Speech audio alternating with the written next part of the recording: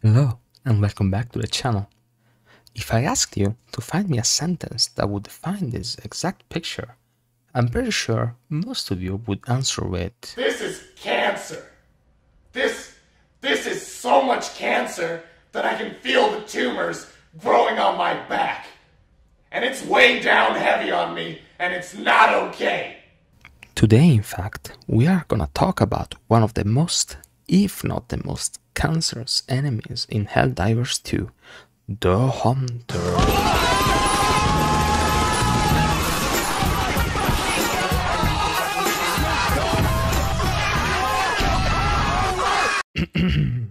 Sorry about that. I have nostalgia from, all the memes.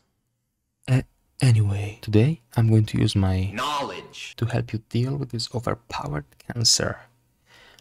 If you're curious about why hunters are overpowered, I'm leaving a list on the screen. We're not here to rant about them.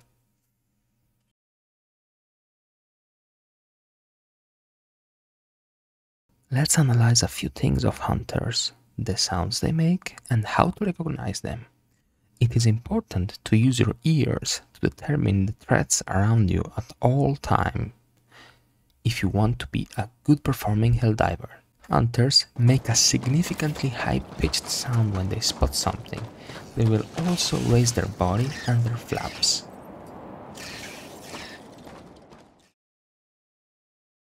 When they are hunting a player, they make a sound that is similar to the one of a grasshopper, a sort of trill.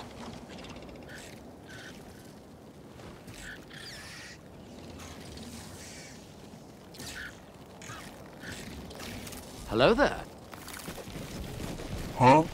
You must die!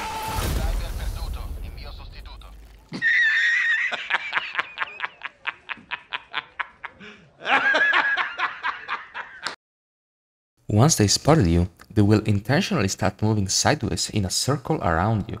Their main objective, in fact, is to try and sneak closer to you up until they are close enough to pounce.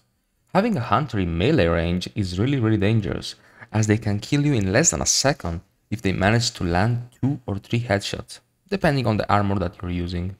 Now, there are two main situations we need to consider when dealing with hunters: combat and relocating. Combat. If you decided that it's worth holding the position and kill a patrol of hunters, it means that you are well equipped and experienced enough to deal with the outcome. In fact, it is important to check your surroundings constantly, as hunters tend to get out of your field of view while maybe you're busy shooting at something else.